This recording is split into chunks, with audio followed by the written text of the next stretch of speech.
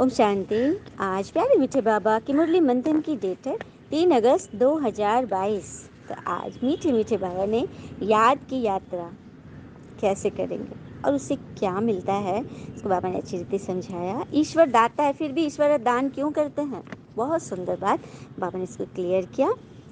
हम जिस्मानी यात्रा करते हैं, अब भगवान हमें कौन सी यात्रा सिखा रहे हैं। हम संगम पे हैं। भक्ति में लोग किस बात का संगम करते हैं, उनके संगम का युग क्या होता है, उन्हें कितने वर्ष का ये उनके अनुसार है। हम बाबा को याद करने से क्या बनते जाएंगे, कृपा और आशीर्वाद क्यों नहीं मांगना है। याद जैसे कि भट्टी है, कैसे है, कितने परसेंट हम काले और कितने गोरे, ये सब कुछ बाबा ने क्लियर किया। भक्ति मार्ग में हमें अल्पकाल का एवजा मिलता है और अभी क्या मिलता है, डायरेक्ट पुरुषार्थ करके माँ बाप को हमें पूरा पूरा फॉलो करना है, गद्दी नसीन बनना है। कैसे हम सूर्यवंशी गद्दी के मालिक बनेंगे, कैसे 2 कला कम हो जाती है तो क्या बन जाते हैं। बाबा से आशीर्वाद मांगने के बजाय हमें क्या करना है, शिव बाबा को अपना वारिस बनाए, पूरा पूरा बलिहार जाने की विधि बाबा ने क्लियर किया।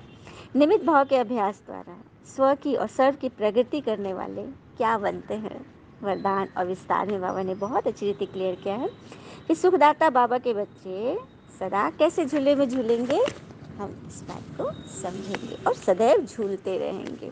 चलिए, बाबा ने कहा मीठे बच्चे, बाबा की याद कायम तब रहेगी जब बुद्धि में ज्ञान होगा। ज्ञान युक्त बुद्धि से रूहानी यात्रा करनी और करानी है। भगवान की याद कब कायम रहेगी, जब बुद्धि में ज्ञान होगा, और ज्ञान तभी होगा जब हम बहाने नहीं बनाएंगे। कहते हैं ना, बहानों से आज आसान बनेगा, बहानों से आज आसान बनेगा और कल मुश्किल हो जाएगा। अनुशासन से आज मुश्किल होगा, कल आसान होगा।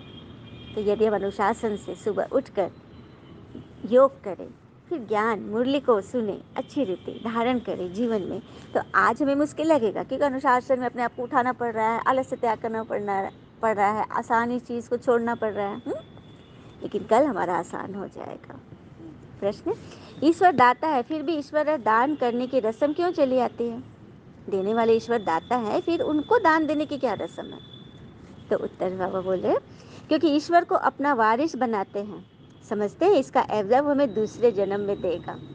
दुनिया में जब बच्चे पैदा होते हैं, खास करके बेटा, तो क्या सोच चलती है कि ये हमारे बुढ़ापे का सहारा होगा, कहते हैं ना। तो यही बात है, किसी को भी, और उसको खूब खिलाते पिलाते, अच्छी रीति पढ़ाते, लायक बनाते कि भाई बुढ़ापे का सहारा बनेगा, है ना।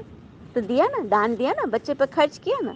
तो इसीलिए ईश्वर को अभी हम डायरेक्ट अपना वारिस बनाते हैं, मतलब उनमें तन मन धन सब खर्च करते हैं। यही है उनको वारिस बना लेना। और ईश्वर को एक बार वारिस बनाएंगे ना, तो रिटर्न में वो 21 जन्मों के लिए हमें भरपूर करते हैं। एक जन्म हम बाबा पे तन मन धन बलिहार किए, तो रिटर्न में वो 21 जन्म हमें बलिहारी देते हैं। हम कौड़ी ले आते हैं और बाबा से हीरा ले लेते हैं। इसी पर तो सुदामा का मिसाल है। गीत है, रात की राही, रात की राही थक मत जाना, सुबह की मंजिल दूर नहीं, दूर नहीं, थक मत जाना, आहो राही थक मत जाना, रात की राही। पूरी गीत सुननी है तो इसी चैनल पर ये गीत, पूरी गीत है, आप सब जरूर सुनिए और लाइक शेयर जरूर कीजिए। ओम शांति। बच्चों ने इस गीत की एक लाइन से समझ लिया होगा कि बाबा जब बच्चे कहते समझना चाहिए ये आत्माओं से बाबा बात कर रहे हैं, क्योंकि परमात्मा का आत्मा सभी बच्चा है ना, तो आत्म अभिमानी बनना है। यह तो तुम अभी जानते हो कि पिता हमें रूहानी यात्रा सिखला रहे हैं। कहते हैं, हे आत्माएं, अब बाबा को याद करने की यात्रा करो। जन्म जन्मांतर तुम जिस्मानी यात्रा करते हैं, मतलब शरीर से यात्रा करते हैं ना, तीर्थ आदि किए, कितना किया, घुमा फिरा। अभी हमारी आत्मिक यात्रा, रूहानी यात्रा। फिर बाबा बोल रहे, यह है 84 जन्मों के चक्र की यात्रा। इनको कहा जाता है आवागमन की यात्रा। कौन सी यात्रा है ये, आवागमन की यात्रा। शरीर, आत्मा ने एक शरीर छोड़ा, दूसरा लिया, इस शरीर से गई, उस शरीर में आई, आई गई, आई गई, यही है आवागमन की यात्रा। फिर बाबा कहते हैं, तुम जो कुछ वेद शास्त्र आदि पढ़ते हो, दान पुण्य आदि जन्म जन्मांतर से करते आए हो, यह सब है भक्ति मार्ग। तुम जानते हो हम पहले ब्राह्मण फिर देवता बनते हैं। ब्राह्मण वर्ण है सबसे ऊंचा, यह है प्रैक्टिकल बात। ब्राह्मण बनने बगैर कोई देवता वर्ण में आ नहीं सकते। तुम निश्चय करते हो हम ब्रह्मा के बच्चे हैं, शिव बाबा से दैवी राज्य ले रहे हैं। अभी तुम्हारा पुरुषार्थ चलता है, रेस भी करनी पड़ती है। तो रेस करनी है हमें, पुरुषार्थ करनी, अपने आप को पॉजिटिविटी में कैसे रखें उसकी रेस करनी। चलिए, पॉजिटिविटी का एक बहुत सुंदर शास्त्रों का उदाहरण है, कहानी से हम समझते हैं, कथा की बात है। महाराजा दशरथ को जब संतान प्राप्ति नहीं हो रही थी तब वे बड़े दुखी रहते थे, पर ऐसे समय में उनको एक ही बात से हौसला मिलता था जो कभी उन्हें आशाहीन नहीं होने दिया, और वह था श्रवण के पिता का श्राप। ये सुनकर थोड़ा अचरज लग रहा है ना कि श्राप से उनको क्या आशा मिल रही थी। तो श्राप में क्या कहा गया था? श्राप में क्या था कि जैसे मैं पुत्र वियोग में तड़प तड़प कर मर रहा हूँ, वैसे ही तू भी तड़प तड़प कर मरेगा। तो दशरथ जी को इस श्राप से क्या आशा मिलती थी कि मुझे पुत्र की प्राप्ति तो होगी, पुत्र होगा तभी तो मैं इसको वियोग में तड़प तड़प कर मरूंगा। तो देखा देखा कितनी पॉजिटिविटी से उन्होंने पूरा अपना जीवन बिता दिया, है ना। दूसरी घटना भी है सुग्रीव जी के साथ। वाल्मीकि रामायण में इसका वर्णन है कि सुग्रीव जब माता सीता की खोज में वानर वीरों को पृथ्वी की अलग अलग दिशाओं में भेज रहा था, अपनी पूरी सेना को, और सबको बताया था यहाँ पे ये देश मिलेगा, वहाँ ये दिशा में जाना, ऐसे जाना। तो श्री राम जी को बड़ा आश्चर्य लगा। उन्होंने सुग्रीव से पूछा कि तुमको इतना भौगोलिक ज्ञान कैसे हो गया? तो सुग्रीव ने कहा, मैं बाली के भय से जब मारा मारा फिर रहा था तब पूरी पृथ्वी पर कहीं शरण न मिली, और इसी चक्कर में मैंने पूरी पृथ्वी छान मारी, और उसी दौरान मुझे सारे भूगोल का भी ज्ञान हो गया। अब अगर सुग्रीव पर यह संकट ना आया होता तो उन्हें भूगोल का ज्ञान नहीं होता, और माता जानकी को खोजना कितना कठिन हो जाता। इसलिए कहा गया है ना, अनुकूलता अवसर है, अनुकूलता अवसर है, और प्रतिकूलता विटामिन है। जैसे अनुकूलता भोजन पाने का अवसर है, तो प्रतिकूलता विटामिन है, और उससे उत्पन्न चुनौतियां वरदान है। तो जो उसके अनुसार व्यवहार करे वही पुरुषार्थी है। तो चुनौतियां जो हमें मिलती है, प्रतिकूल पोजीशन, मतलब हमारे अपोजिट जो चीज़ें आ रही हैं, हमें बिखेरने जो चीज़ें आ रही हैं, वो हमारे लिए विटामिन है। देखा कैसे राजा दशरथ ने उसे पॉजिटिविटी मिली, और सुग्रीव ने कितनी उस पर विपत्ति आई, पूरी पृथ्वी पर मारा मारा फिरा, लेकिन कितना बड़ा उसमें से निष्कर्ष निकला, है ना। इसीलिए कभी भी किसी बात में फंसना नहीं।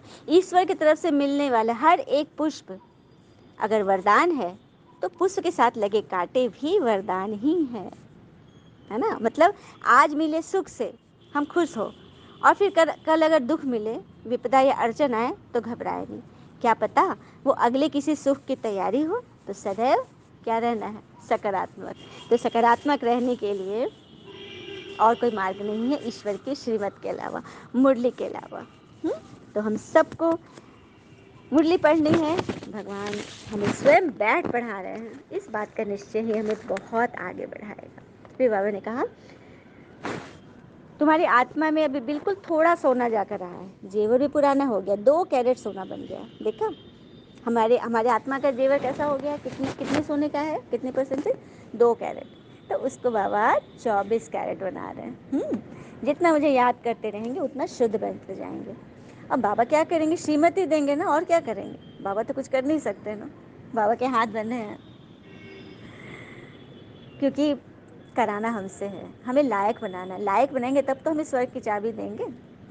नालायक बच्चों को थोड़ी ना देंगे। इसीलिए भगवान कुछ करेंगे नहीं, बस रास्ता बताएंगे। और ये भी नहीं कि बाबा कृपा करो, बाबा कृपा में क्या करते हैं? श्रीमत देंगे। याद में तुम्हें रहना है, कृपा आशीर्वाद नहीं मांगना है।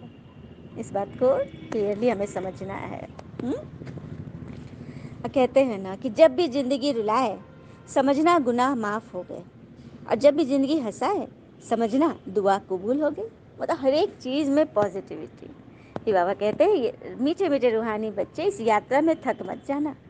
यात्रा है ना, ये जीवन एक यात्रा है। घड़ी घड़ी बाबा को भूलो मत। जितना याद में रहते हो उतना समय जैसे तुम भट्टी में हो। भट्टी में खाद गलता है ना। सोना में खाद पड़ा है तो सुनार क्या करता है? भट्टी में डालता है, और जैसे जैसे खाद निकलते जाता है सोना कुंदन बनते जाता है, चमक बढ़ने लगती है। उसी तरह से जितना तुम याद में रहोगे ना तो तुम भट्टी में हो। तुम्हारे अंदर का खाद, तुम्हारे अंदर का दुख तनाव चिंता परेशानी सब बह रहा है, निकल रहा है। तुम्हारे विकर्म खत्म होते जा रहे हैं। तुम्हारे विकर्म बहुत ज़्यादा बन गए जिससे तुम काले बन गए। अब जैसे कि 50% काले थे और फिर भी विक्रम करते जा रहे तो फिर 100% काले बन जाओगे पूरा का पूरा। तो बाबा तुम्हें 100% गोरा बनाने आए हैं, श्याम से सुंदर। फिर बाबा ने कहा भक्ति मार्ग में अल्पकाल की तुम्हें एवजा मिल जाता है, अल्पकाल के दान धर्म करते हैं, किसी का कुछ भला करते हैं तो क्षणिक सुख मिलता है, लेकिन अभी तो डायरेक्ट भगवान लेने आए हैं। तुम्हें देना है ना, सुदामा मिसल सब कुछ दे देना है। चावल मुट्ठी शिव बाबा के भंडारे में हम डालते हैं, कौड़ी देते हैं बाबा को, और बदले में बाबा से क्या मिल जाता है, हीरे जैसा जन्म। तो सभी को चाहिए ना। फिर बाबा ने कहा बच्चों को तो पुरुषार्थ कर माँ बाप को फॉलो करना है, मम्मा बाबा की गद्दी पर बैठने के लायक बनना है। ये मम्मा बाबा कौन है? बाबा तो हो गए ब्रह्मा बाबा, लेखराज दादा, इस संस्था के फाउंडर, जिनके तन में शिव बाबा ने प्रवेश किया। उन्होंने नारायण का पद पाया, सबसे नंबर 1 पोस्ट पे वो गए, और मम्मा है उनकी नंबर 1 शिष्या। जो बाबा ने कहा मम्मा ने माना। तो ये मम्मा बाबा, ये 2 लक्ष्मी नारायण की गद्दी पर बैठे हैं, तो ऐसा बनना है, उनको फॉलो करना है। हार्ट फेल नहीं होना चाहिए, पुरुषार्थ कर फॉलो करो, मतलब कभी भी घबराना नहीं है। हाँ, भगवान हमारी मदद कर रहे हैं, और मदद पे कहते हैं ना कि मदद एक ऐसी घटना है, करे तो लोग भूल जाते हैं और ना करे तो लोग याद रखते हैं। तो हमें कौन सी मदद, ईश्वर की मदद मिल रही है, तो सबसे पहले स्वयं की मदद करो, पुरुषार्थ करो, सूर्यवंशी गद्दी का मालिक बनो। स्वर्ग में तो आओ ना, बाबा बोल रहे हैं, बुला रहे हैं सबको। नापास होते हो तो चंद्रवंशी में चले जाते हो, 2 कला कम हो गई। अच्छा, मीठे मीठे बच्चों प्रति भगवान की नमस्ते, हम बच्चों की भी प्यारे बाबा को नमस्ते। धारणा के लिए मुख्य सार, पहले पॉइंट, बाबा से आशीर्वाद मांगने के बजाय याद की यात्रा में तत्पर रहना। आशीर्वाद व कृपा नहीं मांगनी है, हम भिखारी नहीं हैं, हम दाता के बच्चे, राजा के बच्चे हैं। याद की यात्रा तत्पर हो, अपने आप स्वयं आशीर्वाद हो जाएगा। रूहानी यात्रा में कभी भी थकना नहीं है। दूसरी पॉइंट, शिव बाबा को अपना वारिस बनाए, उन पर पूरा पूरा बलिहार जाना है, माँ बाप को फॉलो करना है, 21 जन्मों की राजाई का सुख ले लेना है। वरदान ले लेते हैं बाबा से। निमित्त भाव के अभ्यास द्वारा स्व की और सर्व की प्रगति करने वाले न्यारे और प्यारे बनो। निमित्त भाव के अभ्यास द्वारा स्व की और सर्व की प्रगति करने वाले न्यारे और प्यारे बनो। कैसे बनेंगे? निमित्त बनने का पाठ सदा न्यारा और प्यारा बनाता है। अगर निमित्त भाव का अभ्यास स्वतः और सहज है तो सदा स्व की प्रगति और सर्व की प्रगति हर कदम में समाई हुई है। क्या बोला बाबा ने? निमित्त बनने का पाठ सदा न्यारा और प्यारा बनाता है। जब हम निमित्त समझेंगे ना कि कराने वाले भगवान करा रहे हैं, हम सब निमित्त मात्र हैं, मैं तो बस माइक हूँ, ये ज्ञान बाबा का है, बाबा मुझसे बुलवा रहा है, तो न्यारा और प्यारा बनोगे। यही अभ्यास में आपकी स्व की प्रगति और सर्व की प्रगति समाई हुई है। उन आत्माओं का कदम धरनी पर नहीं लेकिन स्टेज पर है। स्टेज पर अर्थात आप विश्व ड्रामा के स्टेज पर हो। जैसे स्टेज पर क्या होता है, लाइट्स होती है, ऑडियंस की तरफ नीचे क्या होता है, अंधेरा होता है।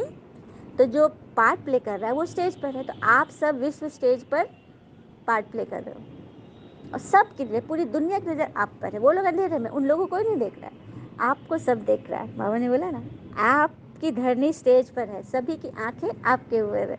ठीक है, तो निमित्त बनी आत्माओं को सदा यह स्मृति स्वरूप में रहता है कि विश्व के आगे हम बाप समान एग्जाम्पल है। क्या बात है, हम भगवान के सृष्टि के शोकेस के शो पीस हैं। जैसे एक दुकान में शो पीस, सुंदर सुंदर शो पीस को दुकानदार सामने रखता है, उसे रोज़ झाड़न से सफाई करता है, कोई डस्ट नहीं होनी चाहिए ताकि उसकी चमक धूमिल न पड़े, लोगों को आकर्षित वही करता है।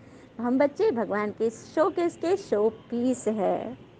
स्लोगन, सुखदाता के बच्चे सदा सुख के झूले में झूलते रहो, दुख की लहर में नहीं आओ। बाबा कह रहे हैं हमें, तुम सुखदाता के बच्चे हो ना, तो सदा सुख के झूले में झूलते रहो, दुख की लहर में बह मत जाओ। आएंगी, बहता जल बन जाओ। जैसे कोई नदी के जल में हमने यहाँ पे अपना गंदा हाथ धोया, कीचड़ लगे हैं या कुछ तेल वेल लगा है, उसको हमने अभी के पानी में यहाँ पे धोया, हाँ, थोड़ी देर में वो पानी बहते हुए चला गया, तो क्या फिर वो पानी में मिलेगा? बिल्कुल नहीं, फिर ताज़ा पानी आ गया। उसी तरह से मन की बातें आई, तुरंत ज्ञान स्नान कर लो, धो लो, बहता जल बन के उड़ते फिरो। अच्छा, ओम शांति। शुक्र मीठे बाबा, वो बाबा के प्यारे प्यारे बच्चे, all is well always. Om Shanti. और कहते हैं ना, मनुष्य के चरित्र का सबसे सही परिचय इससे मिलता है कि वो किन बातों पर हंसता है। अच्छा, ओम शांति।